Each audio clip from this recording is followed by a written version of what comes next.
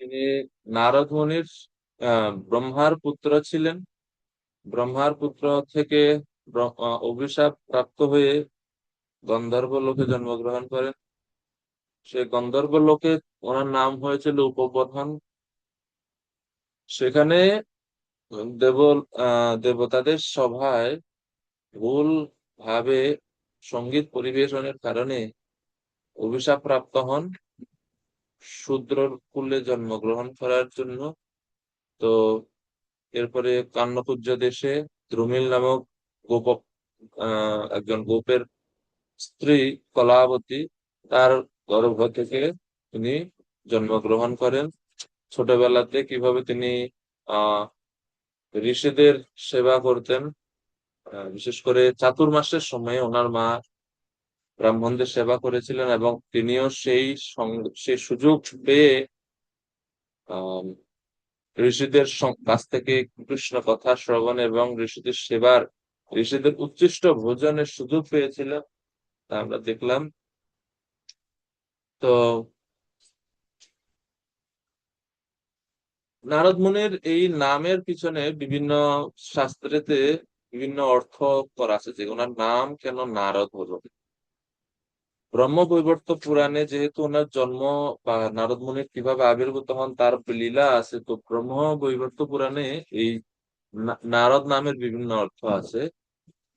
যেমন আহ প্রথম একটা অর্থ হচ্ছে নারদ নামের অনাবৃষ্ট অবশেষে চ কালে বাল বভূবহ নারম দদৌ জন্মকালে তেনাयं नारदाविदः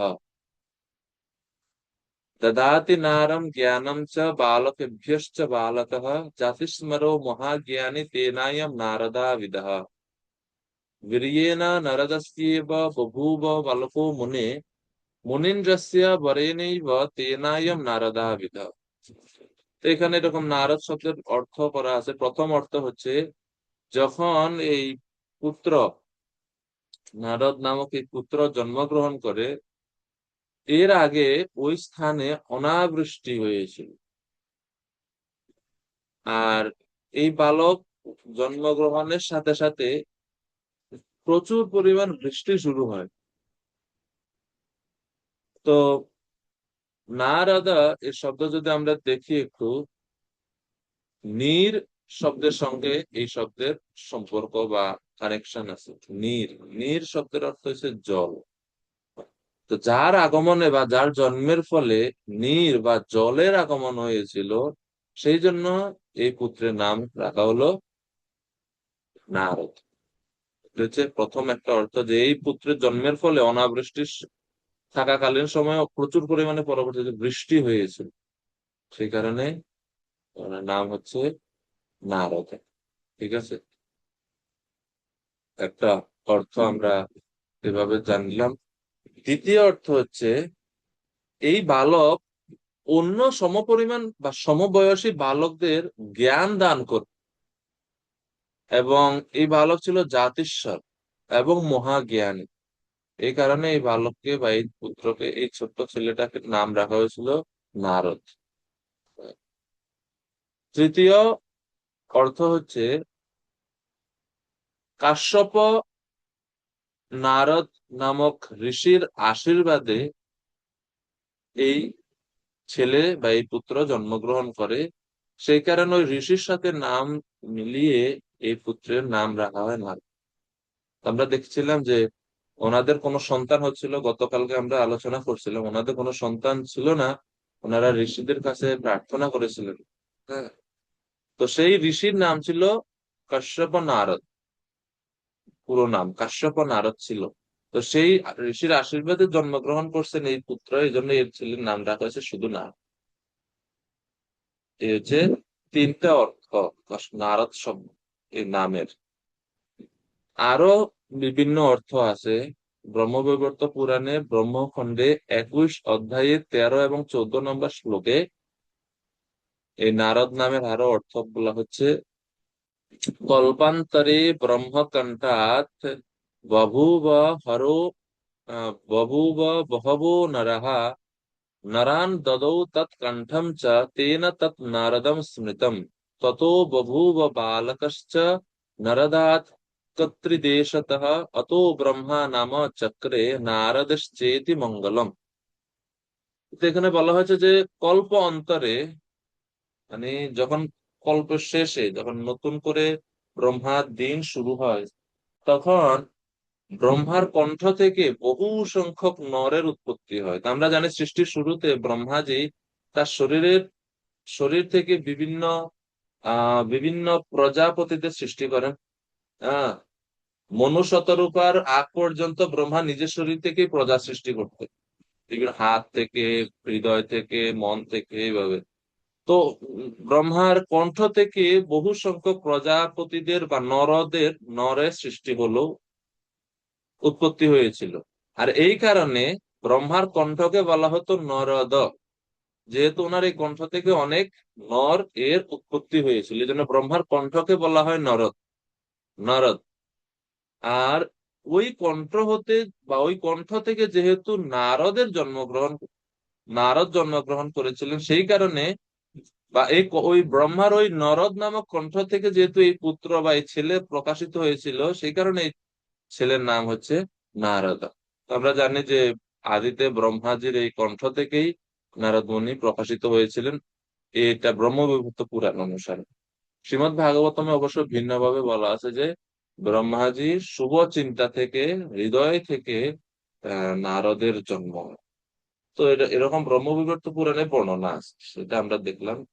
পঞ্চম অর্থ, নারদ শব্দের পঞ্চম অর্থ হচ্ছে নারম পরমাত্ম বিষয়কম জ্ঞানম দদাতি ইতি নারদ। নারম পরমাত্মা বিষয়ক মানে ভগবান শ্রী নারায়ণ বিষয়ে এই পুত্র সকলকে জ্ঞান দান করেন। সারা পৃথিবী জুড়ে ভ্রমণ করে করে সকলকে পরমাত্মা বিষয়ক বা ভগবান শ্রী নারায়ণ বিষয়ক জ্ঞান দান করেন বলে এই পুত্রের নাম, বা এনার নাম হচ্ছে নারদ। এটা হচ্ছে পঞ্চম অর্থ। তা আপনারা জানেন যে পুরো ভাগবতমে প্রত্যেকটা সেকশন আপনি পড়বেন, দেখবেন নারদ মুনির বর্ণনা আমরা পাই কোথাও না কোথাও, কোনো না কোনো ভাবে কোনো আসে। ধ্রুব হোক, প্রহ্লাদ হোক, বা প্রাচীন ভবিষ্যৎ হোক, দক্ষ হোক, কংস হোক, রাবণ হোক, হিরণ্যকশিপু হোক,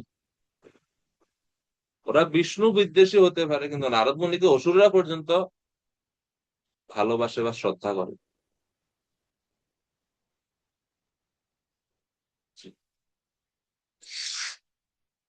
তো এই হচ্ছে পাঁচটি অর্থ। এরপরে 6 নাম্বার নারদ শব্দের অর্থ হচ্ছে নারম জলম পিতৃভ্যো দদাতি ইতি নারদ।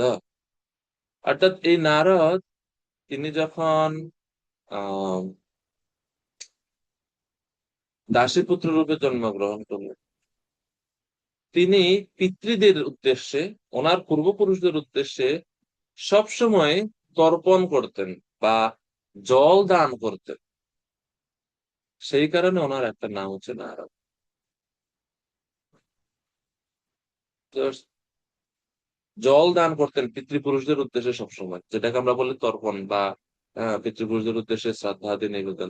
তো উনি সবসময় বেশ জল দান করতেন পিতৃপুরুষদের উদ্দেশ্যে, তাদের মঙ্গলের জন্য। এই কারণে আসলে প্রভুপাদ আর একটা এই নারদ শব্দের ব্যাখ্যা দিছে, যেটা আমরা সপ্তম ব্যাখ্যা ধরতে পারি। সেটা হচ্ছে, প্রভুপাদ বলছে যে যিনি ইচ্ছা মাত্র সর্বত্র গমন করতে পারেন এবং তার গতি কেউ রোধ করতে পারে না, না রোধ, কেউ তার গতি থামাতে পারে না, বা কোন নিয়ম কানুন দ্বারা তাকে থামানো যায় না। কিছু জায়গা আছে যেখানে এমনকি কৃষ্ণও হয়তো যাইতে পারেন না, কিন্তু নারদ মুনি যাওয়ার অধিকার আছে। তো এই হচ্ছে নারদের গতি, সব জায়গাতে অ্যাক্সেস আছে, গ্রিন কার্ড সব জায়গাতে আছে। সব দেশে গ্রিন কার্ড আছে নারদ মুনির। এমনকি শ্রীমতী রাধারানীর পক্ষে পর্যন্ত তিনি পৌঁছে যেতে পারেন, ওই এই অ্যাক্সেসও ওনার আছে, হুট করে চলে যেতে পারে। তো এই জন্য তো ওনাকে বলা হয় নারদ, যার গতি কেউ কোথাও, মানে কোনো সময় যার গতি কোথাও আটকায় না বা রোধ করা যায় না, যে নারদ মুনি। তো এই নামগুলোর মাধ্যমেও কিন্তু ওনার মহিমা আমরা দেখতে পাই। এবং এই নারদ মুনির একটা স্বভাব আমরা দেখবো যে উনি সবসময় ভ্রমণ করেন। এবং এই যে সবসময় যে তিনি ভ্রমণ করেন, কোন এক জায়গায় স্থির থাকেন না, এটার কারণ হচ্ছে ওনার জীবনে উনি দুইটা অভিশাপ পেয়েছেন, মানে একই অভিশাপ দুইজন ব্যক্তির কাছ থেকে পেয়েছেন। এবং এই দুইটি লীলাই বা দুইটি কাহিনী শ্রীমদ্ ভাগবতমে রয়েছে। একটা আছে চতুর্থ স্কন্ধে আর একটা আছে ষষ্ঠ স্কন্ধে। ঠিক আছে। আহ ষষ্ঠ স্কন্ধ এবং চতুর্থ স্কন্ধ, এই দুই জায়গাতে আপনাদের ভক্তি বৈভবের মধ্যে আপনারা এটা পাবেন। আরেকটা বিষয়ে আপনাদের অনুরোধ আর কি, যে যখন ভক্তি বৈভবের জন্য আপনারা ভাগবতম পড়তেছেন, আপনারা অবশ্যই তো পড়েন, যখন নোট করেন, আমি বলবো আর কি যে ভক্তি বৈভবের স্টুডেন্ট হিসেবে আমাদের পড়াটা যেন আরেকটু গভীরে যায়, মানে আমরা একটু যেন বিস্তারিত পড়ার চেষ্টা করি। এক, দুই হচ্ছে যখন কোনো শ্লোক বা কোনো সেকশন আপনি পড়বেন, এই সেকশন বা এই শ্লোকগুলোর অনুরূপ শ্লোক বা অনুরূপ সেকশন আর কোথায় কোথায় আছে বা কোথায় কোথায় আমরা পাচ্ছি, এগুলো আপনারা একসাথে মানে একসাথে নোট করবেন। যেমন মনে করুন এই অধ্যায়ে ভক্ত সঙ্গের মহিমা সম্বন্ধে আছে। এই ভক্ত সঙ্গের মহিমা তো জাস্ট এখানেই শেষ না, ভাগবতমে আরো বিভিন্ন স্থানে তো এটা থাকে থাকে না, বিভিন্ন স্থানে বিভিন্ন সেকশনে ভক্ত সঙ্গের মহিমা আছে। তো আপনি যখন পড়বেন, আপনি পড়তে পড়তে যখন নোট করবেন, আপনি এরকম ভাবে নোট করবেন, বিষয় ভিত্তিক নোট। নোট অনেক সময় ভিন্ন ভাবে হয়ে থাকে, একটা হচ্ছে শ্লোক ভিত্তিক নোট, যে ঠিক আছে আমরা এখন এই শ্লোক পড়ছি, এই শ্লোকের উপরে তাৎপর্য কি বলা হচ্ছে, এবং যিনি ক্লাস নিচ্ছেন উনি কি কি এক্সট্রা পয়েন্ট বলছেন, আমি ছাড়া তো আরো অন্যরাও ক্লাস নিবে হয়তো ভবিষ্যতে, তো ওনারা ওই শ্লোকের উপর এক্সট্রা কি কি পয়েন্ট বলছেন বা কোন দৃষ্টিভঙ্গি থেকে ওনারা ব্যাখ্যা করলেন, এটা এটা হচ্ছে শ্লোক ভিত্তিক নোট, সেটা তো থাকবে।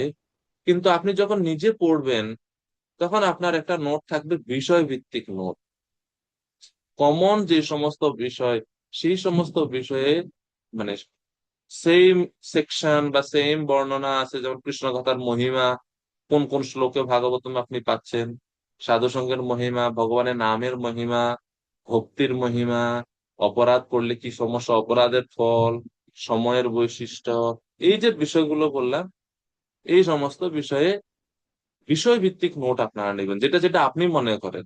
ঠিক আছে।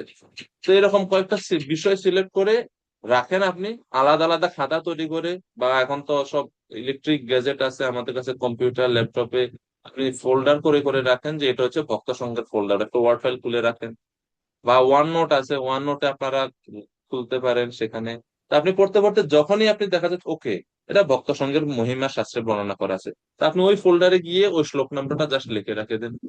আপনার যখন পরবর্তীতে দরকার হবে, তখন আপনি ওই এক জায়গাতে সব পেয়ে যাবেন, আর এক্সট্রা পরিশ্রম করতে হবে না। বুঝতে পারছেন কি?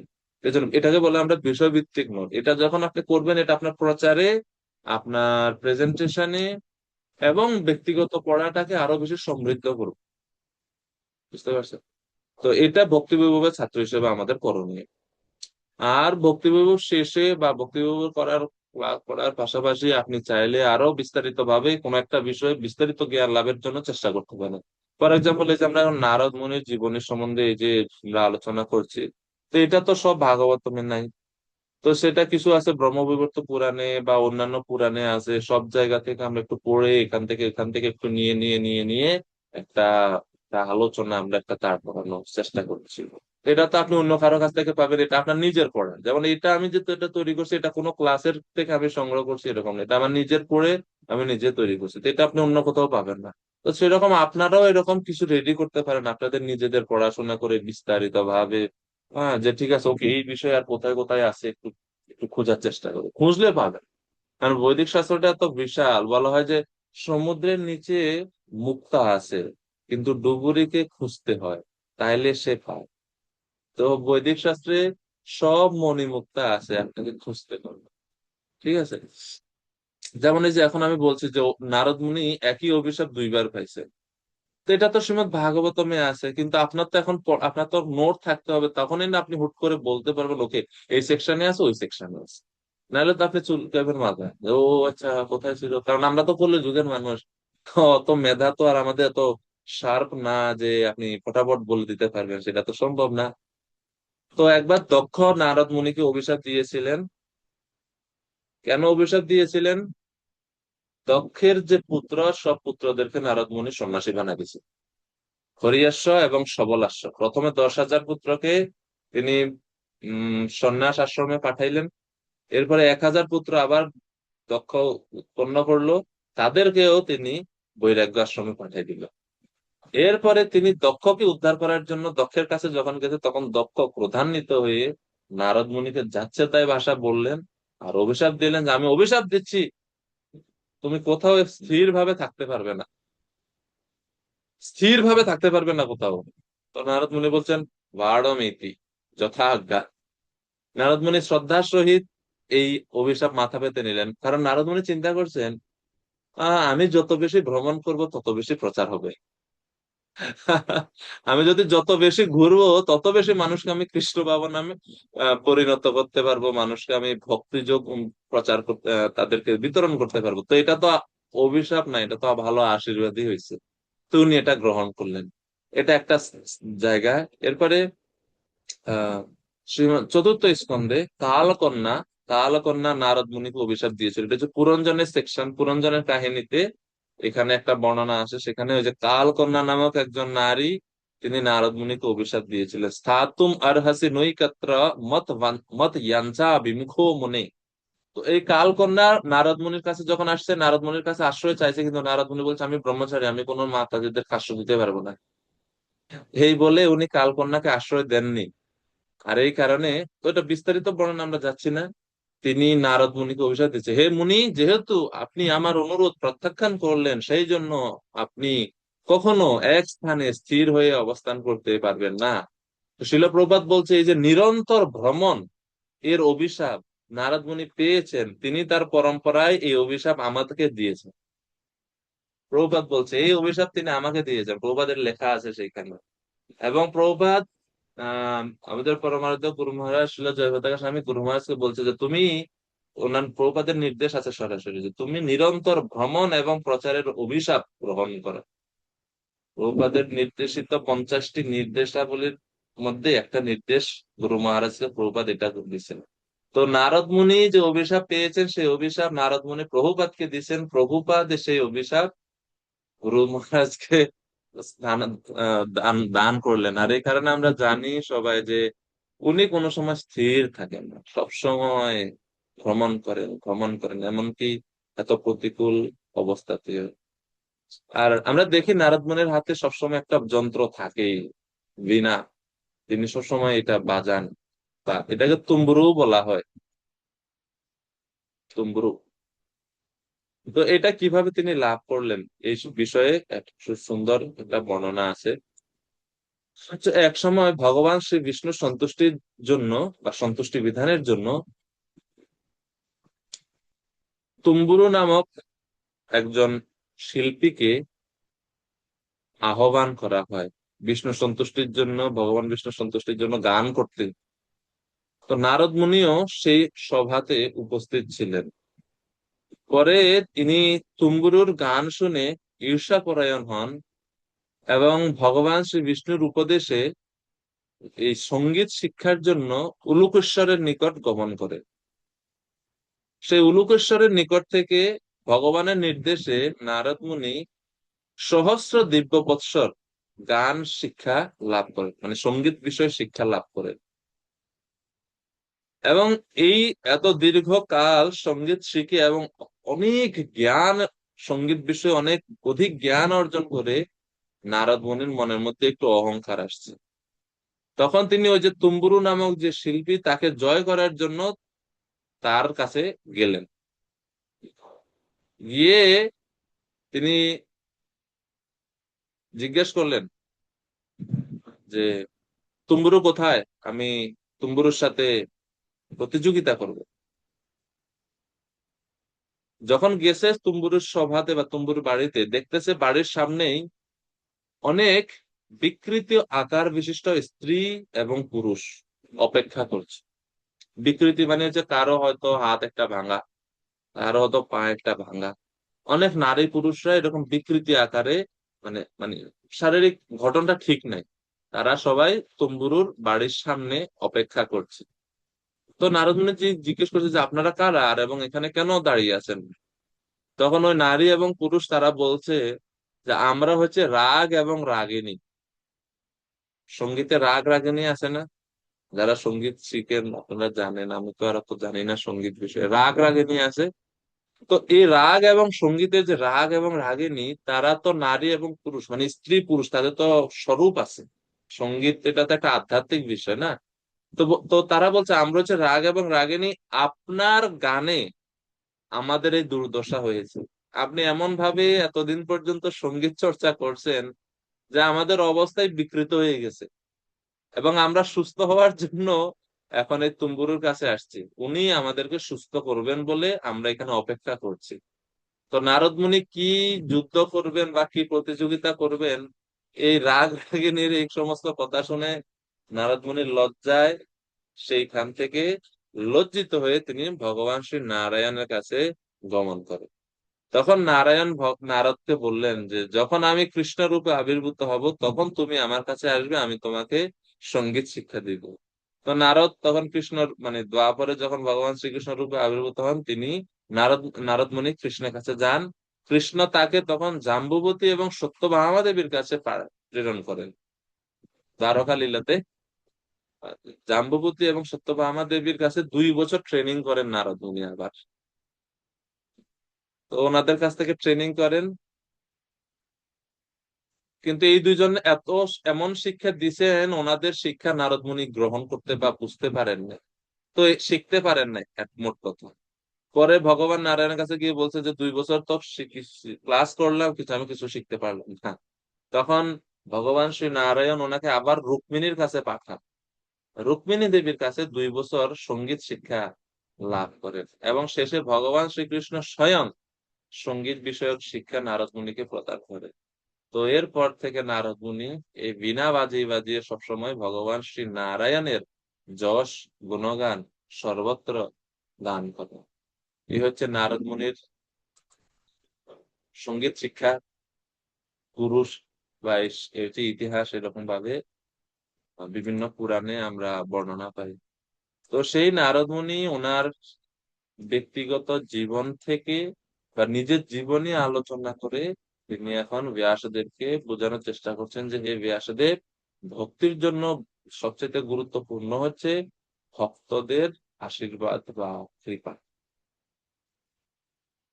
এবং একটা জিনিস আমরা কি করি যে আমরা আমাদের জীবনের যেটা ফেইলিয়ার বা আমাদের জীবনে যেটা খারাপ বা অত প্রশংসা করার মতো নয়, সেই কাহিনীগুলোকে আমরা লুকিয়ে রাখি। যেগুলো আমাদের বিশেষ বিশেষ কৃতিত্ব, সেগুলোকে আমরা সকলের কাছে জাহির করি। কিন্তু নারদ মুনি তিনি একজন ব্রাহ্মণ এবং একজন আদর্শ আচার্য রূপে তিনি এটা দ্বিধাবোধ করছেন না এটা বলতে যে আমি দাসী পুত্র ছিলাম এক সময়। তো এটা একটা বিশেষ গুণ আমরা দেখতে পাই নারদ মুনি, সেটা হচ্ছে যে সরলতা।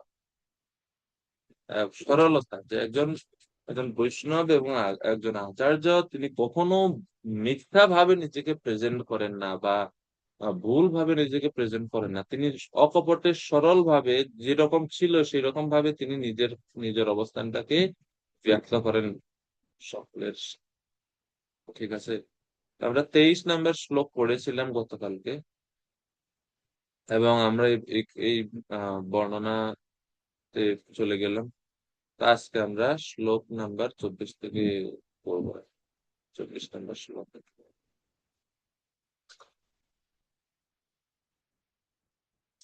হুম।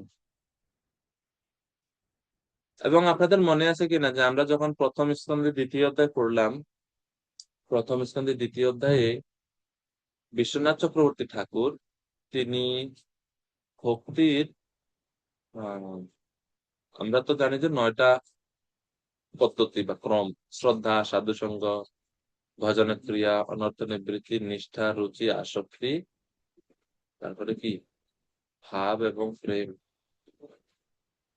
এই ক্রম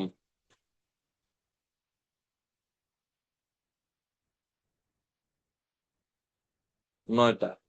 কিন্তু বিশ্বনাথ চক্রবর্তী ঠাকুর ভাগবতমের এই প্রথম স্কন্ধের দ্বিতীয় অধ্যায়ে তিনি যখন বর্ণনা করছিলেন, তিনি কয়টা অঙ্গের কথা বলেছিলেন মনে আছে আপনাদের কারো? ওই যে শৃণ্যতাম সকথা কৃষ্ণ পুণ্য শ্রবণ কীর্তন, ওই সেকশনে হৃদয়ন্তস্থ হি অবতরাণি বিধুমতি সুরিসতাম শচীসুত প্রভু। টা, হ্যাঁ, 14টা। 14টা স্তরের কথা বিশ্বনাথ চক্রবর্তী ঠাকুর ব্যাখ্যা করছেন। এবং আমরা ওই ওই ওই সেকশন যখন পড়ি, আপনাদের মনে আছে কিনা যে শ্রীমদ্ ভাগবতমে আমরা নারদ মুনির জীবনীতে এই 14টা যে ক্রম, সেই ক্রম এর আমরা উম, প্রমাণ পাবো, মনে আছে? তো এখন এই 24, মানে এখন এই যে আজকে শ্লোকটা আমরা পড়বো 24 থেকে, এখান থেকে আমরা দেখব যে এই শ্লোকগুলোর মধ্যে আমরা প্রমাণ পাবো সেই নারদ মুনির জীবনে এই যে 14টা স্তর যে তিনি অতিক্রম করছেন সেটা এই 24 নাম্বার শ্লোক থেকে এর বর্ণনা আছে। তো 24 নাম্বার শ্লোক আমরা পড়ি, তারপর আমরা একটু খোঁজার চেষ্টা করব যে এই এই শ্লোকের মধ্যে কোন কোন স্তরের কথা আমরা দেখব। ঠিক আছে? ते मय्यपेताखिलचापलर्भके दन्ते अत्रितः क्रीडनकेऽनुवर्तिनि चक्रो कृपं यद्यपि तुल्यदर्शना शुश्रूषमाणे मुनयल्पभाषिणी। তো এই 24 নাম্বার আমরা বলি যে এই নারদ মুনির যে আহ অদ্ভুত অদ্ভুত গুণ, সেটা আমরা এখানে দেখতে পাই। স্বাভাবিকভাবে ছোট্ট বাচ্চারা চঞ্চল হয়, খেলাধুলা করে, আধ্যাত্মিক বিষয়ে এত আগ্রহ তাদের দেখা যায় না। কিন্তু এই নারদ মুনির এরকম ছিল না। কেমন ছিল? অদ্ভুত বালক নারদ। আহ, কমলাকান্ত প্রভু কৃপা করে অনুবাদ করবেন 24 নম্বর শ্লোকের। হ্যাঁ প্রভু, হরে কৃষ্ণ। অনুবাদ: যদিও তারা ছিলেন সমদর্শী, সেই বেদজ্ঞ মুনিরা তাদের অহৈতুকী করুণার প্রভাবে আমাকে আশীর্বাদ করেছিলেন। যদিও আমি তখন ছিলাম একটি বালক মাত্র, কিন্তু তবু আমি ছিলাম সংযত এবং সব রকম শিশুসুলভ খেলাধুলার প্রতি উদাসীন। তদুপরি আমি দুরন্ত ছিলাম না এবং আমি প্রয়োজনের অতিরিক্ত কথা বলতাম না। হরে কৃষ্ণ। হরে কৃষ্ণ।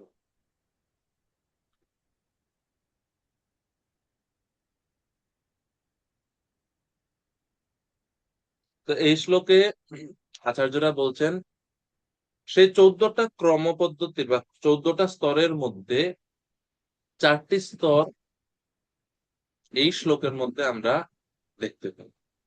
সেই 14টা স্তরের নাম কি আপনারা কেউ বলতে পারবেন, প্রথম থেকে শুরু করে? কারো মনে আসেনি আপনাদের? মনে নাই প্রভু। সেকশনটা মনে আছে কিনা? এটা হচ্ছিল প্রথম স্কন্ধে দ্বিতীয় অধ্যায় 16 থেকে 20 নাম্বার শ্লোক। হ্যাঁ, ব্রজেশ্বরী মাতাজি বলুন। বিশ্বনাথ চক্রবর্তী ঠাকুরের 14টি স্তর। প্রথম কৃপা, 1 নম্বর।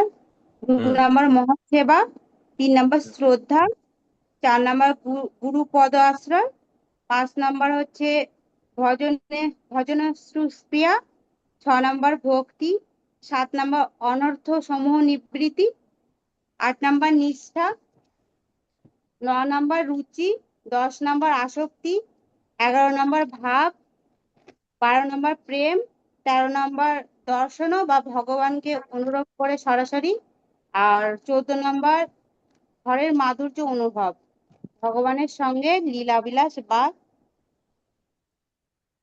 ভগবানের সঙ্গে লীলাবিলাস।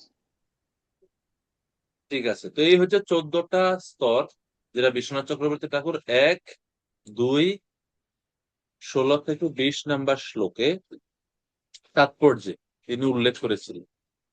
মাতাজির ধন্যবাদ। এবং আপনারা সবাই একটু এটা একটু আর একটু মুখস্থ করার চেষ্টা করবেন, এটা মুখস্থ করা ভালো।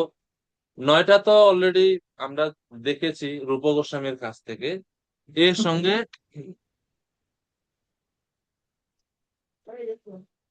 আরো এক্সট্রা যুক্ত করছেন আমাদের বিশ্বনাথ চক্রবর্তী ঠাকুর। তো প্রথমে তিনি বলছেন শতাম কৃপা, আর রূপ গোস্বামী প্রথমে বলছেন শ্রদ্ধা। তো বিশ্বনাথ চক্রবর্তী ঠাকুর শ্রদ্ধারও আগে দুইটা স্তর যুক্ত করছেন। ওনার বিচার বিশ্লেষণটা আরেকটু সূক্ষ্ম বিশ্বনাথ চক্রবর্তী ঠাকুর। তিনি বলছেন যে শ্রদ্ধা মানে কি আসলে। আপনারা জানেন, আমরা যখন বলি শ্রদ্ধা হচ্ছে এক ভক্তির স্তর, প্রথমটা স্তর শ্রদ্ধা, এরপরে সাধু সঙ্গ। শ্রদ্ধা মানে কি আসলে? শ্রদ্ধার সংজ্ঞাটা কি জানেন কি নাকি? ভক্তি রসামৃত সিন্ধুর ভিত্তিতে শ্রদ্ধা মানে কি কেউ বলবেন? ইন্দ্রদুম্ন প্রভু। সুদৃঢ় বিশ্বাস। হ্যাঁ হ্যাঁ, কিসে বিশ্বাস? সুদৃঢ় বিশ্বাস। সুদৃঢ় বিশ্বাস। কিন্তু সুদৃঢ় বিশ্বাস অন হোয়াট? কার প্রতি সুদৃঢ় বিশ্বাস? বিশ্বের বিশ্বের ভগবানের প্রতি বিশ্বাস, ভগবানের ভক্তের প্রতি বিশ্বাস, বৈদিক আর শাস্ত্রের প্রতি বিশ্বাস, আর ভগবানের ভক্তের প্রতি বিশ্বাস। ভগবানের প্রতি, ভগবানের ভক্তের প্রতি এবং বৈদিক শাস্ত্রের প্রতি বিশ্বাস, ঠিক না? ধন্যবাদ।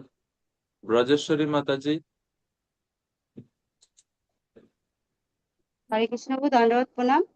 কৃষ্ণের ওপর ভগবান শ্রীকৃষ্ণের ওপর বিশ্বাস, কৃষ্ণ ভক্তের ওপর বিশ্বাস, আর ভক্তি শাস্ত্রের যেমন গীতা ভাগবতম মানে শাস্ত্রের ওপর বিশ্বাস, আর ভক্তির পন্থা বা জপ আরতি এগুলোর উপর বিশ্বাস।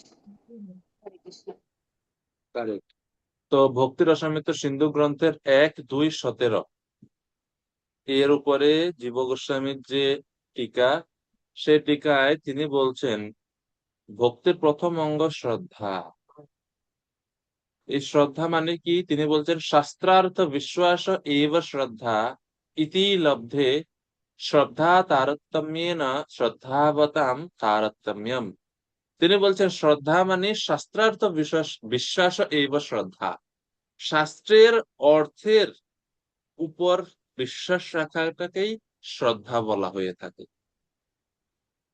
শাস্ত্রের উপর বিশ্বাস আছে বলেই কৃষ্ণের উপরে বিশ্বাস।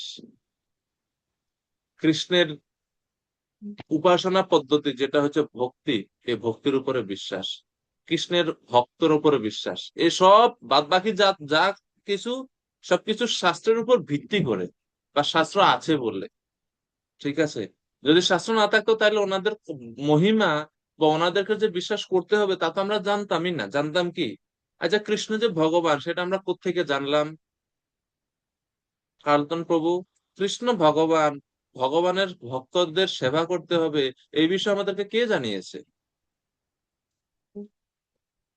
প্রভু ধন্যবাদ। তো এটা তো আমরা শাস্ত্রের থেকে জানতে পারছি, কারণ বলা শাস্ত্র হচ্ছে থেকে।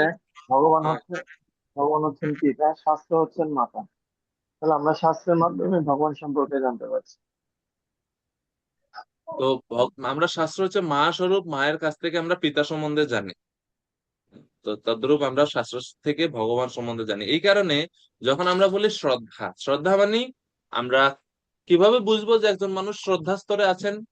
যদি ওনার শাস্ত্রের অর্থের প্রতি বা শাস্ত্রের কথার প্রতি যদি ওনার কি থাকে, বিশ্বাস থাকে। ঠিক আছে, কেউ বলতে পারে যে ভক্তদের কাছ থেকে শুনছি, কেন সেই ভক্তরা এই মহিমা কোত্থেকে শুনছে? তো আমরা যদি দেখি কোনো না কোনো ভাবে এটা শাস্ত্রের কাছেই যাবে। ঠিক আছে, এমনকি আহ শাস্ত্রের দুইটা বিষয় আছে, একটা হচ্ছে বাচ্য আর একটা হচ্ছে বাচক। বাচ্য এবং বাচক তত্ত্বের মধ্যে বাচ্য থেকে বাচকের তাৎপর্য বা গুরুত্ব বেশি, এরকম ভাবে আমাদের শাস্ত্রে বর্ণনা করা আছে। আপনারা বাচ্য এবং বাচক এটা কি বুঝেন? বা এর অর্থটা সম্বন্ধে আপনাদের ধারণা আছে কিনা বা শুনছেন কিনা আপনারা আগে কখনো? বাচ্য বাচক সম্বন্ধে কমলাকান্ত প্রভু বা আরো যারা ভক্তরা আছেন জানা আছে বাচ্য বাচক কি জিনিস? আচ্ছা, আহ মনে ভালো করেন জানা নাই প্রভু। একটা উদাহরণ যদি আমি দিই, আমি বলছি যে যে গাছের মধ্যে একটা খুব সুন্দর পাখি বসে আছে। পাখিটার শরীর হচ্ছে সবুজ, ঠোঁটটা হচ্ছে লাল বর্ণ। আমি আপনার কাছে বর্ণনা দিলাম, মনে করেন কমলাকান্ত প্রভু। এই যে হুম আমি যে বললাম, আমি কি হুম, সম্বন্ধে বললাম? পাখিটা সম্পর্কে। পাখির সম্বন্ধে। আর আমার এই কথাটাকে মূল পাখি কি? আমার হুম কথাই কি পাখি না? আমার কথা তো পাখি না। আমার কথা, এই যে আমি যে বললাম এই বাক্যগুলো পাখিকে নির্দেশ করতেছে, কিন্তু হ্যাঁ, মূল পাখি ঠিক। কোথায় বসা আছে? গাছের ডালে। ডালে। তো ওই যে মূল পাখি যেটা গাছের ডালে বসা আছে, যেটাকে আমি ইঙ্গিত করে কথাগুলো বলতেছি, ওই পাখিটা হচ্ছে বাচ্চা। বাচ্চা, হ্যাঁ। আর আমি যে বর্ণনাটা দিলাম, যা আমার বর্ণনা শুনে যে আপনি পাখি সম্বন্ধে জানলেন, আমার এই বর্ণনাটাকে বলা হয় বাচক। বাচ্চা, বুঝতে আচ্ছা। পারছেন? তো এটাকে আমরা ইংলিশে হ্যাঁ, বলে ডিনোটার আর ডিনোটেড। ডিনোটার মানে হচ্ছে বাচক, আর ডিনোটেড ডিনোটেড, মানে হচ্ছে বাচ্য। বাচ্চা। বুঝতে পারছেন? তো হুম। কৃষ্ণ হচ্ছেন বাচ্য, আর শাস্ত্র হচ্ছে বাচক। বুঝতে পারলেন? এখন যদি জিজ্ঞেস করেন যে কোনটার গুরুত্ব বেশি আমাদের জন্য, বদ্ধজীবদের জন্য, বাচ্চের গুরুত্ব বেশি না বাচকের গুরুত্ব বেশি? কি বাচ্চা, মনে হয়? বাচ্চার গুরুত্ব বেশি। বাচ্চা গুরুত্ব বেশি? কিন্তু বাচ্চা হুম। সম্বন্ধে কার কাছ থেকে শুনলেন আপনি? শাস্ত্র থেকে। বাচকের কাছ থেকে। বাচ্চার কাছে, হ্যাঁ। তাহলে কার গুরুত্ব বেশি? বাচকের গুরুত্ব বেশি। শাস্ত্রে বর্ণনা বাচ্চার। করা হচ্ছে বাচ্চা থেকে বাচকের গুরুত্ব বেশি। তার প্রমাণও আছে। তার প্রমাণ, এক মিনিট আপনাদের আহ, বলি। সেটা হচ্ছে আমরা যখন আহ নাম অষ্টকম পড়ি, নাম অষ্টকমের মধ্যে এর প্রমাণ আছে যে বাচ্চা থেকে বাচক অধিক কৃপাময়।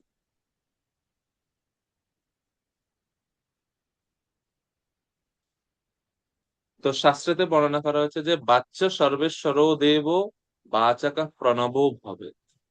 বাচ্চা হচ্ছে সর্বেশ্বর ভগবান শ্রী বিষ্ণু, আর বাচক হচ্ছে প্রণব মানে ওমকার।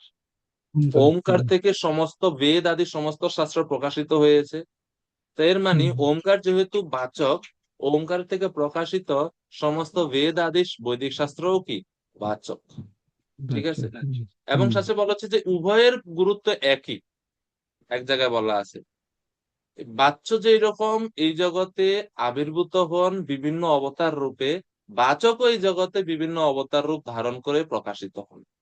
বাচ্চ মানে ভগবান, ভগবান এই পৃথিবীতে বিভিন্ন অবতার রূপ ধারণ করেন না? হুম, করেন। করেন।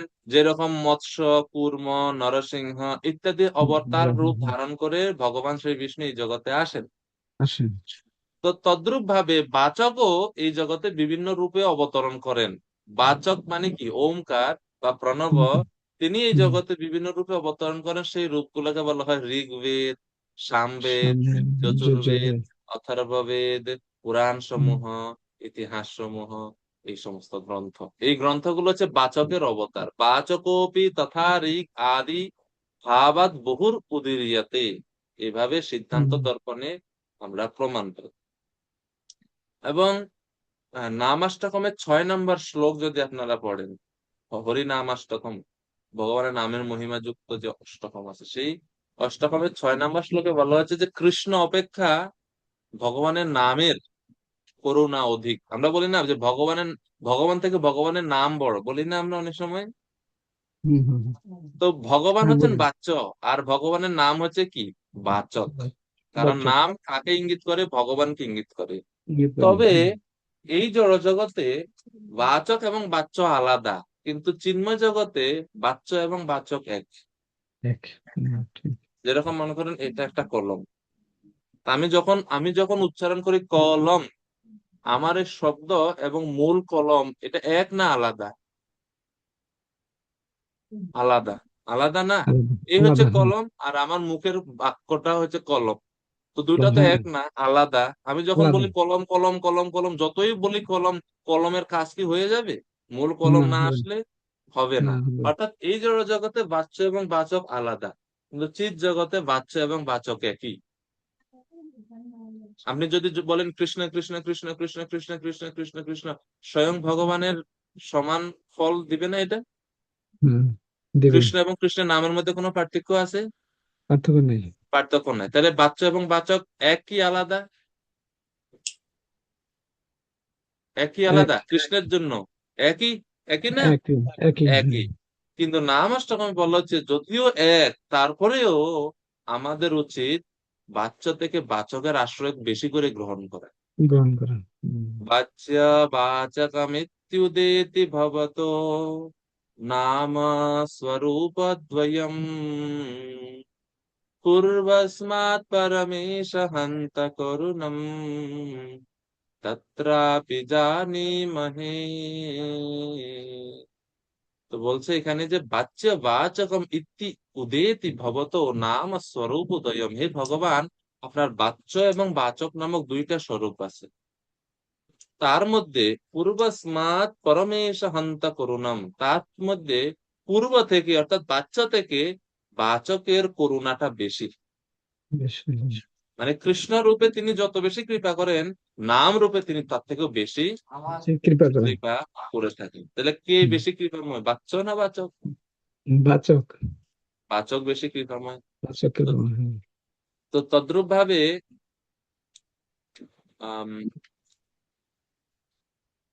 আচ্ছা, আমি এই আলোচনায় গেলাম কেন, কোন কথা বলতে গিয়ে? এই আলোচনায় আমি ভাগবতমের কোনটা কোনটা ধরে ওইদিকে গেলাম?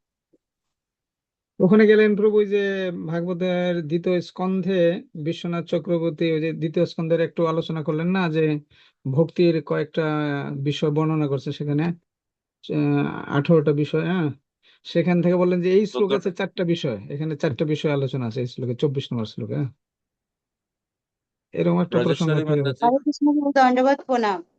বিশ্বনাথ আচ্ছা। ঠাকুরের যে 3 নম্বর আছে শ্রদ্ধা, ও শ্রদ্ধা শ্রদ্ধা কিসের উপরে, মানে কৃষ্ণ ভক্তের উপরে, গ্রন্থের উপরে, ভাগবতম, গীতা, বুঝতে পারছি। এখানে শ্রদ্ধাটা বর্ণনা করতে গিয়ে আমি ওইদিকে চলে গেছি। শ্রদ্ধা তো বর্ণনা করতে গিয়ে। শ্রদ্ধা মানে শাস্ত্রের উপরে শ্রদ্ধা, শ্রদ্ধা থাকতে হবে। তো ওইটা বর্ণনা করতে গিয়ে আমি চলে গেছি যে কেন শাস্ত্রের উপরে শ্রদ্ধার কথা গুরুত্ব দেওয়া হয়েছে। তো তখন আমি বলছিলাম যে বাচ্চা এবং বাচক দুইটা জিনিস আছে, বাচকের উপরে আমাদের মানে বাচকের কৃপাটা বেশি বাচ্চা থেকে, ওটা বর্ণনা করতে গেছি। ঠিক আছে, সে এখন মনে পড়ছে। তো শ্রদ্ধা সম্বন্ধে বর্ণনা আছে, তারপরে হচ্ছে গুরু পদাশ্রয়া, গুরু পদাশ্রয় সম্বন্ধেও এই 24 নম্বর শ্লোকে বর্ণনা আছে। তো কিভাবে আমরা এটা বর্ণনা পাই? তো আমরা দেখলাম যে এই শ্লোকে অনুবাদে যে নারদ মুনি বলছেন, যদিও তারা ছিলেন সমদর্শী, তুল্য দর্শনা, তুল্য দর্শনা, কারা সমদর্শী ছিলেন? ওই যে মুনিরা, ঋষিগণ, তারা ছিলেন সমদর্শী। কিন্তু সমদর্শী হওয়া সত্ত্বেও সেই বেদজ্ঞ মুনিরা আমার প্রতি বিশেষ করুণা বা আশীর্বাদ তারা প্রদান করেছিল। তাদের অহৈতুকী করুণার প্রভাবে আমাকে বিশেষ আশীর্বাদ তারা করেছিলেন। তো এই যে বিশেষ আশীর্বাদ পেলেন নারদ মুনি, এই আশীর্বাদকে আমরা কি বলছি? কৃপা। তো প্রথম অঙ্গটার নাম কি? শতাম কৃপা। শতাম কৃপা না, 14টা স্তরে প্রথমটা হচ্ছে শতাম কৃপা। তো শতাম কৃপা পেয়েছেন কিনা নারদ মুনি? পেয়ে গেলেন। তারপরে বলা হচ্ছে যে যদিও আমি ছিলাম একটি বালক মাত্র, তবুও আমি ছিলাম সংযত এবং সব রকম শিশু সুলভ খেলাধুলার প্রতি উদাসীন। আমি দুরন্ত ছিলাম না, আমি প্রয়োজনের অতিরিক্ত কথা বলতাম না। বললাম। এই যে তিনি দুরন্ত ছিলেন না, সংযত ছিলেন, এটা ইঙ্গিত করে ওনার শ্রদ্ধা, ওনার শ্রদ্ধা স্তরকে। এবং এই যে মুনিরা ওনাকে আশীর্বাদ করলেন, এই আশীর্বাদের মাধ্যমে এটা আচার্যরা বলছেন যে এটা ইঙ্গিত করে যে ওনারা নারদ মুনিকে ওনাদের শিষ্য রূপে গ্রহণ করলো। মানে উনি গুরু পদাশ্রয় লাভ করেছিলেন, কারণ গুরুর আশ্রয় যদি লাভ না করে তাহলে তো আশীর্বাদ তো পাওয়া যায় না। তো এইভাবে নারদ মুনি এই যে 4টা বিষয়, শতাম কৃপা, মহৎ সেবা, তারপরে শ্রদ্ধা এবং গুরু পদাশ্রয়, এই 4টি অঙ্গ এই 24 নম্বর শ্লোকে বিশ্বনাথ চক্রবর্তী ঠাকুর বলছে, এই 24 নম্বর শ্লোকে এই 4টি অঙ্গের প্রমাণ আমরা পাই, আমরা প্রমাণ পেয়ে থাকি। তো তিনি আরো বিস্তারিত ভাবে এই শ্লোকের ব্যাখ্যা করছেন। আর আমরা এদিকে যাচ্ছি না বিস্তারিতটা। এরপরে 25 নম্বর শ্লোক, পরবর্তী শ্লোকে নারদ মুনি আরো বলছেন। তো 25-এ যাওয়ার আগে শ্রীল প্রভুপাদ এই 24 নম্বর শ্লোকের তাৎপর্যে ভক্তি বেদান্ত গণ সম্বন্ধে আলোচনা করি প্রভুপাদ। ভক্তি বেদান্তগণ কারা? ওই যে যেই সমস্ত মুনিরা চাতুর্মাসে 4 মাস সময় এক জায়গায় অবস্থান করে তারা তাদের ভজনে যুক্ত ছিলেন, তাদেরকে এখানে বলা হচ্ছে ভক্তি বেদান্তগণ। ভক্তি বেদান্তগণ। তো তাদের সম্বন্ধে প্রভুপাদ এই শ্লোকে তাৎপর্য ব্যাখ্যা করছেন যে ভক্তি বেদান্তগণ হচ্ছে প্রকৃতপক্ষে বেদান্তবাদী। তো বেদান্তবাদী বলতে আসলে ভগবানের শুদ্ধ ভক্তদেরকে বোঝায়। আর এই ধরনের বেদান্তবাদী বা ভক্তি বেদান্ত ভগবত ভক্তির অপ্রাকৃত জ্ঞান বিতরণে সর্বদাই সমদর্শী। সমদর্শী মানে ওনারা কখনো বিচার বিবেচনা করেন না যে সে কি ধনী না গরিব, ব্রাহ্মণ না শূদ্র, বৃদ্ধ না বালক, এগুলো বিচার বিবেচনা করেন, এই জন্য বলা হয় সমদর্শী। ভক্তি বেদান্তদের দৃষ্টিতে সাধারণ মানুষ মিথ্যা ইন্দ্রিয় তৃপ্তির প্রচেষ্টায় তাদের সময়ের অপচয় করছে। তাই এই ভক্তি বেদান্তগণ অজ্ঞানাচ্ছন্ন মানুষদের ভগবানের সঙ্গে তাদের সম্পর্কের কথা মনে করিয়ে দেন বা পুনঃপ্রতিষ্ঠার জন্য চেষ্টা করেন। ভগবানের বাণী সারা পৃথিবী জুড়ে প্রচার করেন। এখান থেকে আমরা শিল প্রভুপাদের মনোভাব বুঝতে পারছি।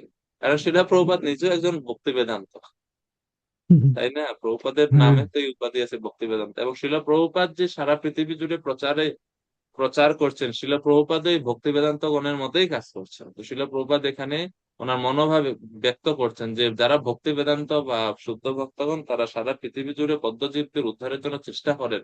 প্রভুপাদ ইঙ্গিত করছেন যে আমরাও সেই একই চেষ্টা করছি। এই ধরনের প্রচেষ্টার মাধ্যমে সবচাইতে আত্মবিস্মৃত জীবও পারমার্থিক জীবনের প্রতি আকৃষ্ট হয়, এবং এইভাবে ভক্তি বেদান্তদের দ্বারা দীক্ষিত হয়ে সাধারণ মানুষ ধীরে ধীরে পারমার্থিক জীবনে অগ্রসর হয়।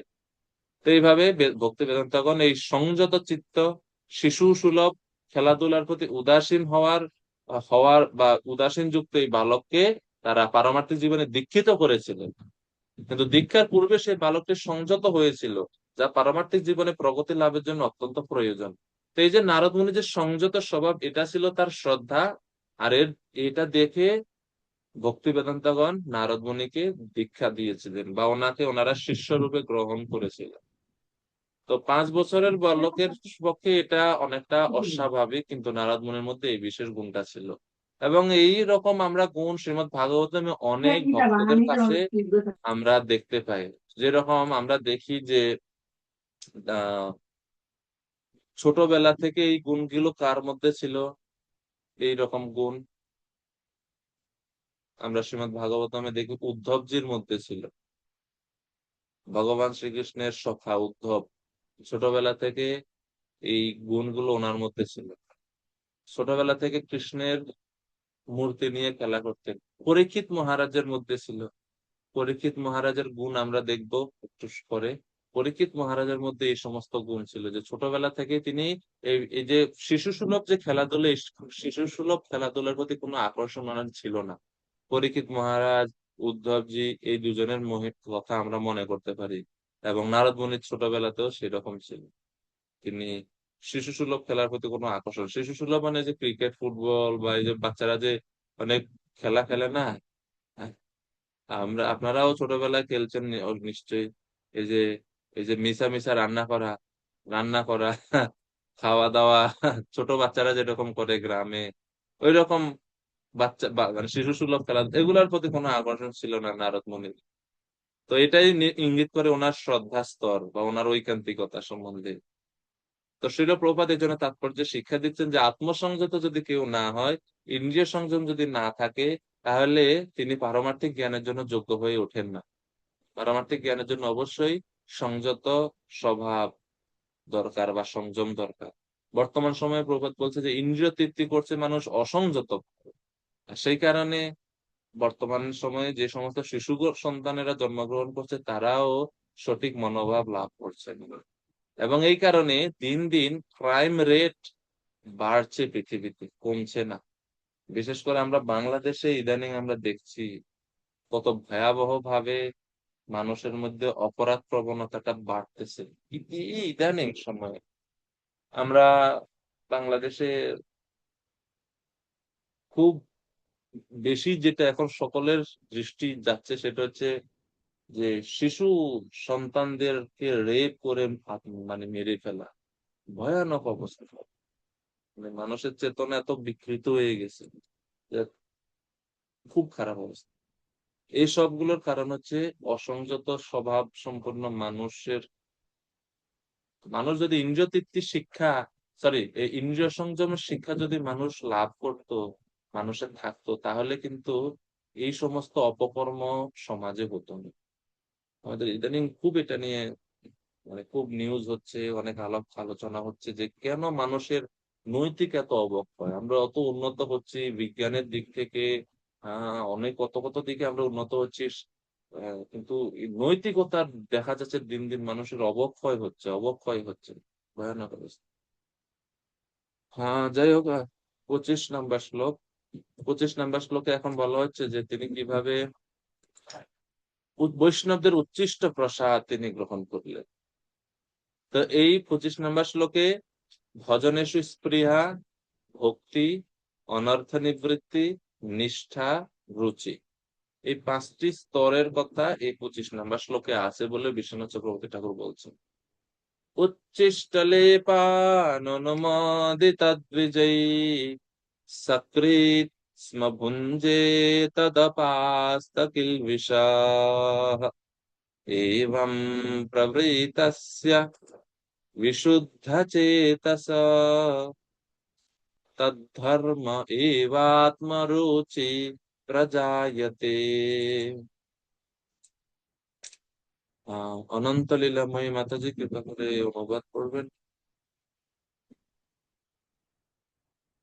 হরে কৃষ্ণ প্রণাম। একবার কেবল অনুমতি গ্রহণ পূর্বক আমি তাদের উচ্ছিষ্ট গ্রহণ করেছিলাম এবং তার ফলে আমার সমস্ত পাপ তৎক্ষণাৎ বিদূরিত হয়েছিল।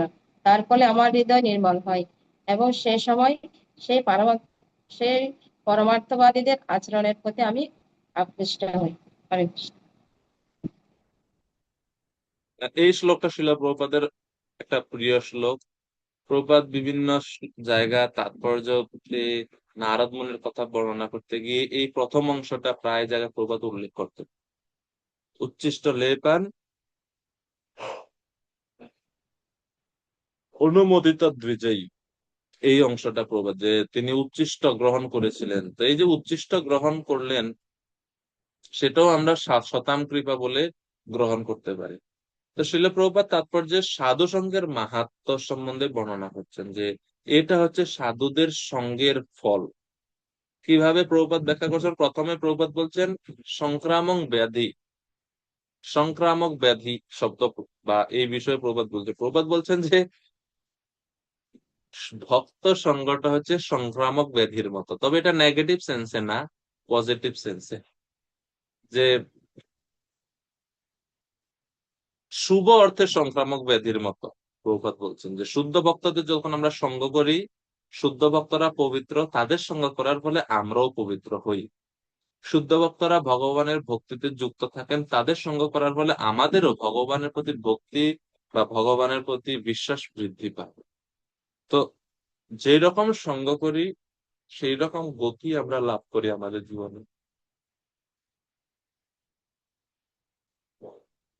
যেহেতু নারদমুনি এখানে ভক্তি বেদান্তগণের সঙ্গ করছেন, আর যেহেতু ভক্তি বেদান্তগণ প্রভুপাদ আগের শ্লোকের তাৎপর্য ভক্তি বেদান্তদের কথা বললেন যে তারা হচ্ছে ভগবানের প্রতি নিষ্ঠাপরায়ণ ভক্ত, বেদান্ত জ্ঞানে পারদর্শী, ভগবানের প্রতি নিষ্ঠা তাদের অনেক। তো তাদের সঙ্গের ফলে নারদ মুনিরও তাদের মতো গুণ প্রাপ্ত হয়েছে। প্রভুপাদ উদাহরণ দেন, এই উদাহরণটা খুবই প্রাসঙ্গিক, যে লোহার বৈশিষ্ট্য হচ্ছে ঠান্ডা এবং কালো বর্ণ সাধারণত থাকে লোহা। কিন্তু সেই লোহাকে যদি আগুনের সঙ্গে রাখা হয়, তাহলে লোহা কেমন বর্ণ ধারণ করে, কেমন গুণ ধারণ করে? কেমন ধারণ করে? আগুনের গুণ ধারণ করে, তাই না? শুভজিৎ কুণ্ডু প্রভু যখন লোহাকে, আপনারা যখন দেখছেন কামারের দোকান, কোন সময় কামারের দোকানে দেখছেন কিনা আপনার অভিজ্ঞতা? শুভজিৎ প্রভু কামার, এই যে যারা লোহার দা পটি তৈরি করে, দেখবেন সেখানে যে তারা যখন ওই লোহার যে যন্ত্রপাতি যখন কয়লার মধ্যে বা আগুনের মধ্যে রাখে, কেমন বর্ণ হয় শুভজিৎ প্রভু? কেমন রং ধারণ করে? লাল রং। লাল হয়ে যায়, মানে আগুনের রং যেমন তেমন হয়ে যায়, তাই না? হ্যাঁ। আচ্ছা, রংটা আগুনের হয়, স্বভাবটা কিরকম হয়? সেটাও আগুনের মতো হয় না? অর্থাৎ হ্যাঁ, আগুনের ধর্ম যেরকম তাপ প্রদান করা, লোহা থেকে তখন কি প্রকাশিত হয়, কি বের হয়? তাপ প্রকাশ পায়। তাপ বের হয়। তাহলে এই যে লোহা, যে এমনিতে সাধারণত এটা ঠান্ডা থাকে, কিন্তু এই আগুনের সঙ্গের প্রভাবে কি হয়ে গেল? আগুনের ধর্ম। আগুনের ধর্ম প্রাপ্ত হলো। তদ্রূপ যে কেউ হোক না কেন, সে অনেক নিম্ন জাতিতেও জন্মগ্রহণ যদি করে, কিন্তু যদি শুদ্ধ ভক্তের সঙ্গ করে শ্রদ্ধার সহিত, তাহলে তার পরিবর্তন সম্ভব। এটাই শ্রীমদ্ ভাগবতের সিদ্ধান্ত। এটা হচ্ছে ভক্ত সঙ্গের মহিমা, যে শুদ্ধ ভক্তের সঙ্গ প্রভাবে যে কেউ পবিত্রতা লাভ করতে পারে। অনেক সময় আমরা দেখি, যেমন আমরা ছোটবেলা যখন যেতাম গ্রামে, তো আমরা বড় হলাম গ্রামে থেকে, তো আমরা দেখেছি যে যখন ওই যে কাঁচি, বিশেষ করে ধান কাটা সিজনে কাঁচি ঠিক করতে যেতাম আমরা কামারের দোকানে। তো কামার যখন ওই যে কাঁচির লোহার অংশটা আগুনের মধ্যে রেখে দিত, আমরা আমরা অনেক সময় বুঝতাম না যে কোনটা যে কয়লা আর কোনটা যে লোহা, কারণ এক এক হয়ে যেত, এত মানে তাপ দেয়া হয়। তো সেরকম ভাবে যে কেউ ভক্তদের সঙ্গের প্রভাবে, ভক্তদের গুণের দ্বারা তারা প্রভাবিত হয়। সংক্রামক ব্যাধি কেন বলা হচ্ছে? কারো মনে করুন টিউবারকুলোসিস আছে, যক্ষ্মা আছে, তো তার উচ্ছিষ্ট বা তার যে ভোজ্য দ্রব্য আদি যদি আপনি গ্রহণ করেন, তাহলে আপনারও কি আছে, সম্ভাবনা আছে, বা তার যদি ব্লাড যদি আপনার সঙ্গে মিশে, তাহলে কি সম্ভাবনা আছে, আপনারও কি হতে পারে, যক্ষ্মা ব্যাধি হতে পারে। বা কারো মনে করেন শরীরে চুলকানি আছে, তো তার ব্যবহৃত বস্ত্র যদি যদি আপনি ব্যবহার করেন, তাহলে স্বাভাবিক যে আপনার মধ্যেও সেই রোগটা কি করবে, আসবে, তাই না? এটাকে তো আমরা বলি সংক্রামক ব্যাধি। তদ্রূপ শুদ্ধ ভক্তদের যদি আমরা সঙ্গ করি, তাহলে সেই শুদ্ধ ভক্তদের সঙ্গের ফলে তাদের যে গুণ ভগবানের প্রতি, সেই গুণগুলো আমরাও লাভ করতে পারি। এরকম ভাবে এটাকে বলে যে সংক্রামক ব্যাধি, মানে ছোঁয়াচে রোগ, যেগুলা ছোঁয়াচে রোগ। যেমন ছোঁয়াচে রোগ, হাঁচি কাশির মাধ্যমে, বাতাসের মাধ্যমে, জলের মাধ্যমে যেগুলো ছড়ায়, এরকম। তো ভক্তদের সঙ্গ, তবে এটা শুভ অর্থে, ভালো অর্থে, যে আমরা তাদের তাদের মধ্যে যে দৈবিক গুণাবলী, সেই দৈবিক গুণাবলী গুলো আমরা লাভ করতে পারি। এটাকে বলা হচ্ছে সংক্রামক ব্যাধি। এরপরে প্রভুপাদ বলছেন উচ্ছিষ্ট গ্রহণের কথা, যে শুদ্ধ ভক্তদের উচ্ছিষ্ট গ্রহণ আমাদের ভক্তির জন্য অনেক শক্তিশালী একটা অঙ্গ হিসেবে কাজ করে। ঠিক আছে? শক্তিশালী অঙ্গ কিরকম? তা আমরা দেখি চৈতন্য চরিতামৃতে মহাপ্রভুর একজন ভক্তের কথা আছে। ওনার নাম হচ্ছে ঝড়ু ঠাকুর। নাম শুনছেন আপনারা, ঝড়ু ঠাকুর? কালতন প্রভু বলুন। হরে কৃষ্ণ প্রভু।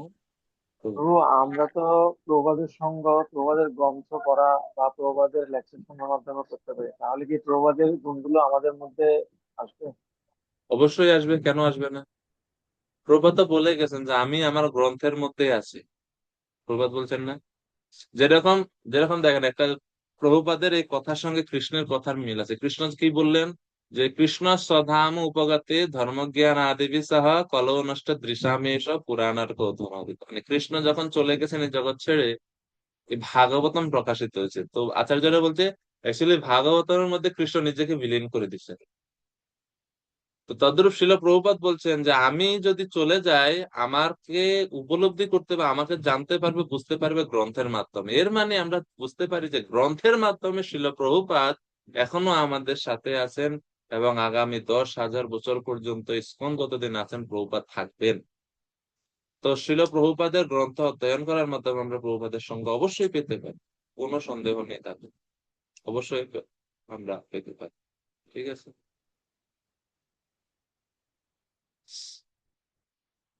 তো ওই ঝড়ু ঠাকুরের যে কথা বললাম, রঘুনাথ দাস গোস্বামীর যে জন্মস্থান, তার কাছেই তিনি জন্মগ্রহণ করলেন।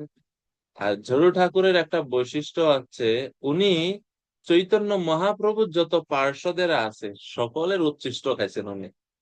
গিনেস বুক অফ ওয়ার্ল্ডে এই জন্য ওনার নাম নথিভুক্ত আছে। গিনেস বুক অফ ওয়ার্ল্ডে কাদের নাম থাকে? যারা বিশেষ অবদান রাখে না, বিশেষ অতি আশ্চর্যজনক কিছু করে, সেই তাদেরই তো নাম থাকে। এই ঝড়ু ঠাকুরের নাম আছে, কারণ এমন কোন মহাপ্রভুর পার্ষদ নাই যাদের উচ্ছিষ্ট ইনি খাইছেন না। মানে লিস্ট করে করে সবার প্রসাদ উচ্ছিষ্ট তিনি ভোজন করছেন, কিন্তু একজনের বাকি রয়ে গেছে।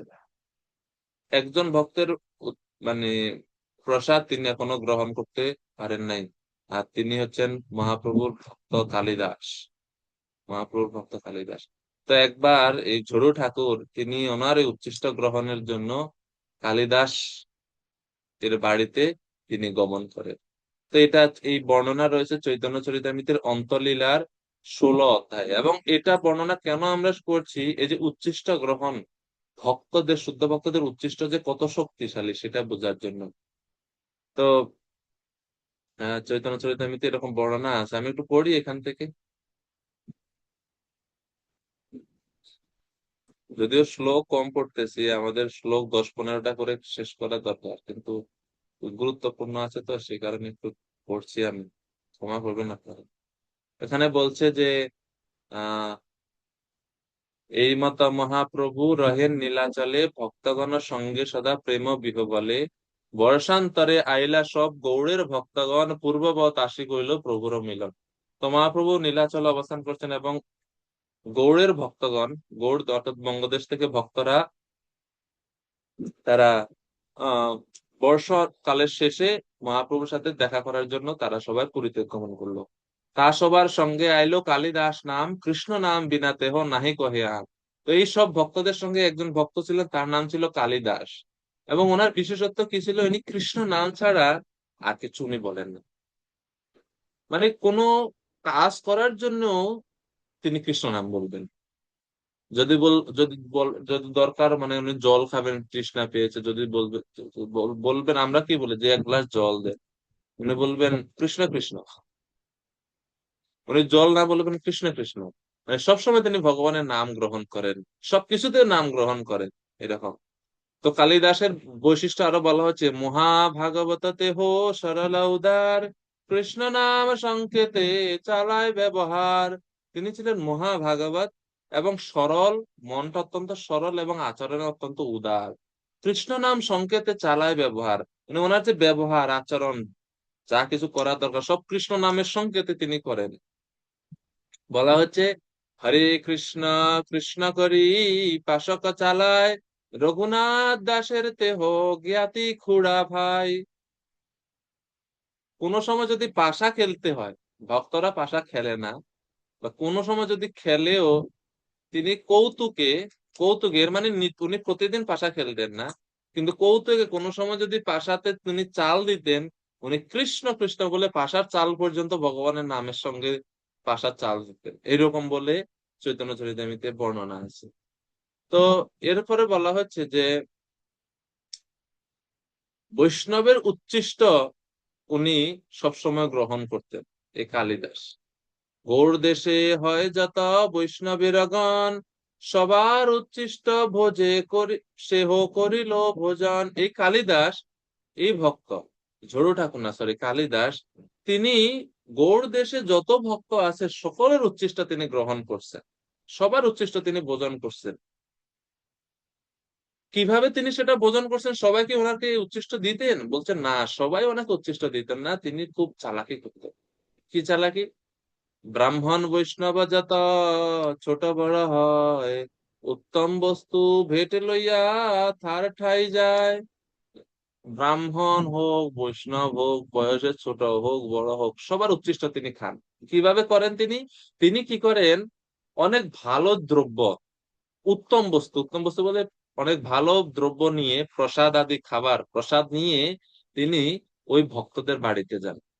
মনে করেন এখন আমের সিজন, ফর এক্সাম্পল আমের সিজন, তো রাজশাহীর সেই বিখ্যাত সেই আম্রপালি, রংপুরের বা এই যে বিশেষ বিশেষ ভালো ভালো আম নিয়ে, উত্তম মানে একবারে ফার্স্ট ক্লাস আম নিয়ে তিনি ওই ভক্তদের কাছে যাবেন, গিয়ে তাদেরকে ভোজন করাবেন। ভোজন করানোর পরে ওই যে উচ্ছিষ্ট আমের আটি তো ফেলতে হবে, আর আমের চামড়া তো ফেলতে হবে।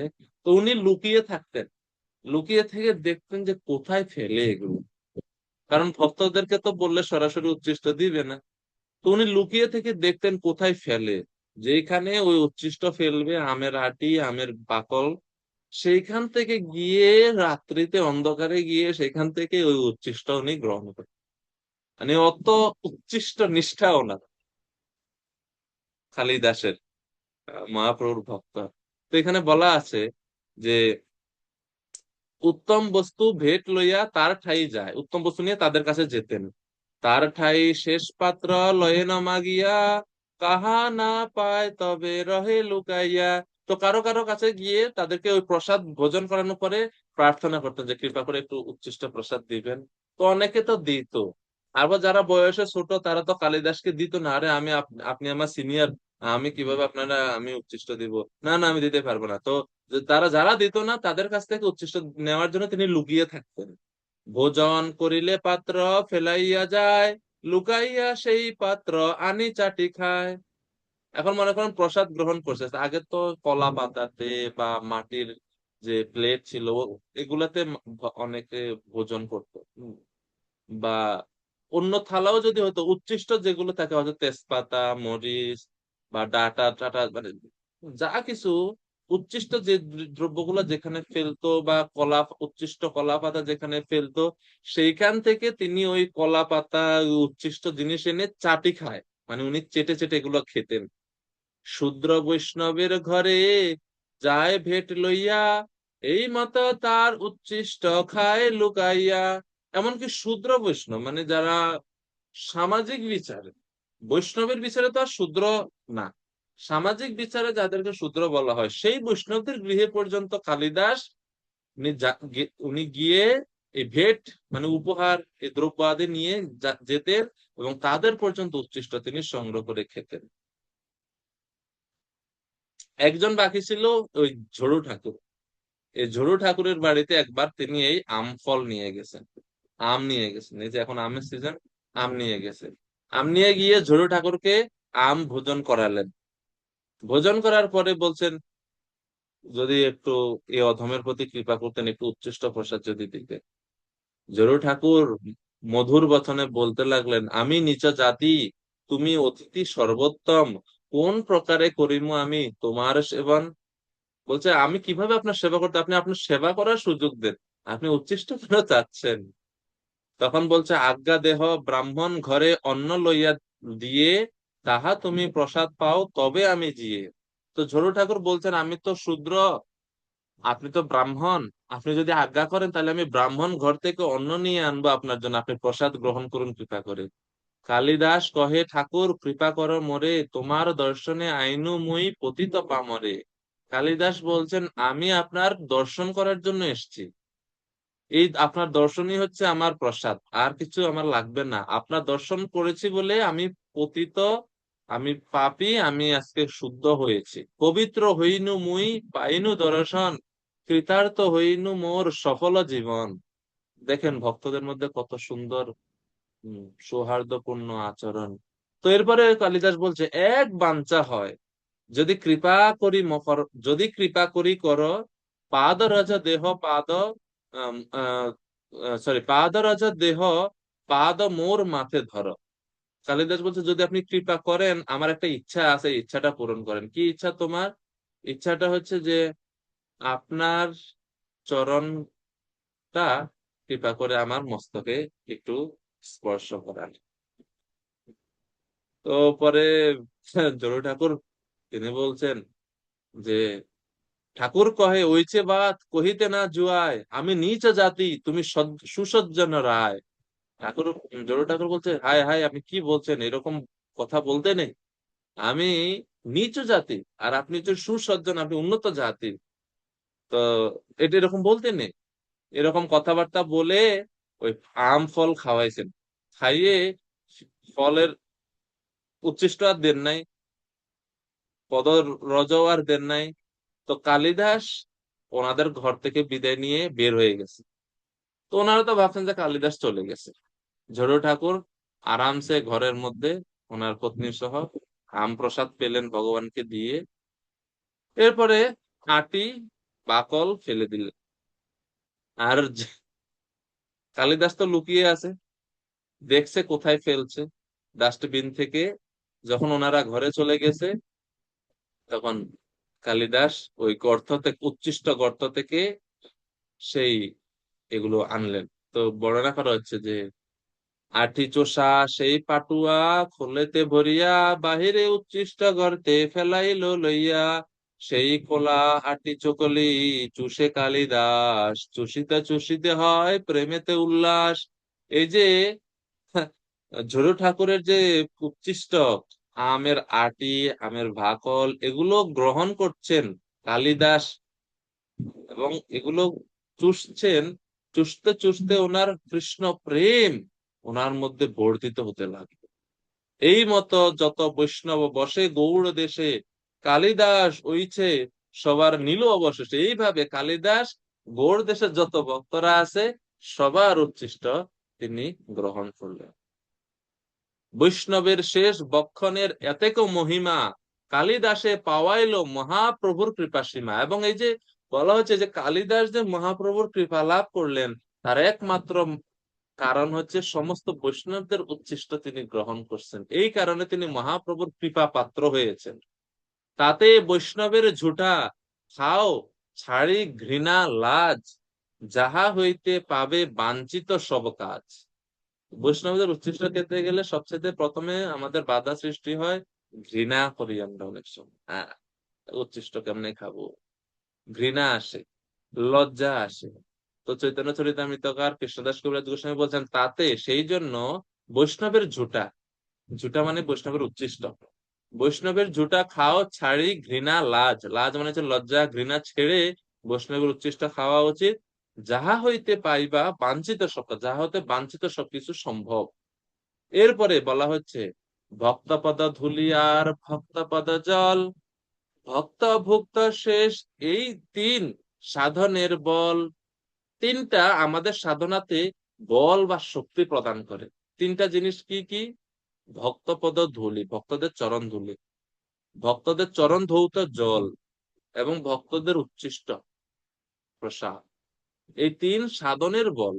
এই তিন সেবা হইতে কৃষ্ণ প্রেমা হয়, পুনা পুনা সর্বশাস্ত্রে ফুকারিয়া কয়। এই তিনের সেবা যদি কেউ করে কৃষ্ণ প্রেম লাভ করবে। এবং এটা এক শাস্ত্রে না, সর্বশাস্ত্রে এটা জোরে জোরে ঘোষণা করে বলছে, ফুকারিয়া কয়। তাতে বারবার কহি শুনো ভক্তগণ, বিশ্বাস করে কর এই তিনের সেবন। এই তিন হতে কৃষ্ণ নামেরও উল্লাস, কৃষ্ণের প্রসাদ তাতে সাক্ষী কালিদাস। এই তিন হতে এক, কৃষ্ণ নামের উল্লাস হবে, কৃষ্ণ প্রেমের উল্লাস হবে, কৃষ্ণের কৃপা প্রাপ্ত হবে, তার সাক্ষী হচ্ছেন কালিদাস। তো এইভাবে উচ্ছিষ্ট গ্রহণের মহিমা এই নারদ মুনির জীবনী থেকে আমরা দেখতে পাই, চৈতন্য চরিতামৃত থেকে আমরা দেখতে পাই। এটা হচ্ছে প্রমাণ। তো নারদ মুনি এই উচ্ছিষ্ট গ্রহণ করলেন অনুমোদিত। শব্দের গুরুত্ব এখানে আছে অনুমোদন বা অনুমতি নিয়ে। আমরা অনেক সময় ভক্ত সঙ্গে কি করি, জোর জবরদস্তি করে মায়ের দর করে উচ্ছিষ্ট নেওয়ার চেষ্টা করি, যেটা আসলে ঠিক না। মানে অনেক সময় হয় না যে সম পর্যায়ে যারা ভক্তরা আছে কেউ দিতে চায় না, মারামারি করে হাতাহাতি করে উচ্ছিষ্ট নেওয়ার চেষ্টা করি, এটা শিষ্টাচার না। শিষ্টাচার হচ্ছে প্রার্থনা করা, যদি দেয় না তাহলে লুকিয়ে নেবেন, মারামারি করে জোর করে না। নারদ মুনি ভক্তি বেদান্তগণের অনুমতি নিয়ে তারপরে গ্রহণ করছেন, এর ফলে তিনি কৃপা প্রাপ্ত হয়েছে। তো এখন বৈষ্ণবেরা তো বর্তমান সময়ে অনুমতি তো দিবে না আপনাকে, তখন আপনি লুকিয়ে নিতে পারেন, তবে জোরাজোরি করে নিবেন না, তাইলে হয়তো অনেক সময় সন্তুষ্টির জায়গায় অসন্তুষ্টি হয়ে যেতে পারে অনেক বৈষ্ণব। তো এইভাবে নারদ মুনির এই উচ্ছিষ্ট গ্রহণের ফলে ভজনের প্রতি ওনার স্পৃহা আসলো, তিনি ভক্তি অনুশীলন শুরু করলেন, ওনার হৃদয়ের অনর্থ গুলো নাশ হলো। এই যে সকৃষ্ম ভুঞ্জ তৎ অপাস্ত কিলবিষ, তাদের উচ্ছিষ্ট গ্রহণের ফলে আমার সমস্ত পাপ তৎক্ষণাৎ বিদূরিত হয়েছিল। এই যে পাপ বিদূরিত হওয়া মানে হচ্ছে অনর্থ গুলো তার মধ্যে থেকে ধীরে ধীরে ধীরে ধীরে চলে যাচ্ছে, নির্মল হয়ে গেল হৃদয়। অনর্থ থেকে মুক্ত হওয়ার ফলে হৃদয় নির্মল হলো, এবং তিনি নিষ্ঠা এবং রুচির স্তর তিনি লাভ করলেন। নিষ্ঠা রুচির স্তর কিভাবে লাভ করলেন, কিভাবে বুঝবো? তৎ ধর্ম এব আত্মরুচি প্রজায়তে, এই যে রুচি শব্দের প্রয়োগ, শব্দ ব্যবহার করা আছে, তিনি পরমার্থবাদীদের অর্থাৎ ভক্তি বেদান্তগণের যে আচরণ, তাদের যে সাধনা, সেই সাধনার প্রতি উনি আকৃষ্ট হয়েছিলেন। ওনার সাধনাতে, ভক্তিতে নিষ্ঠা এবং রুচি উদয় হলো। এইভাবে আমরা এই 25 নাম্বার শ্লোকে নারদ মুনির স্থিতি দেখতে পাই। তো সময় তো শেষ আজকে।